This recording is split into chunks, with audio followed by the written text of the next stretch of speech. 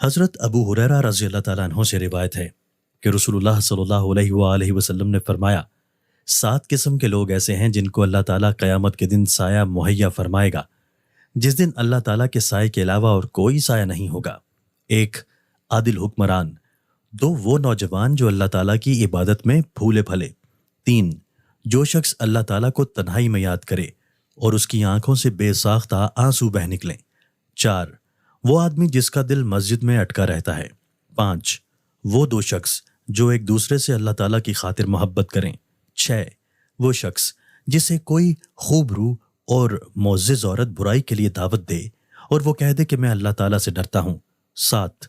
وہ شخص جو اس قدر چھپا کر صدقہ کرے کہ اس کے بائیں ہاتھ کو بھی پتہ نہ چلے کہ دائیں نے کیا کیا ہے۔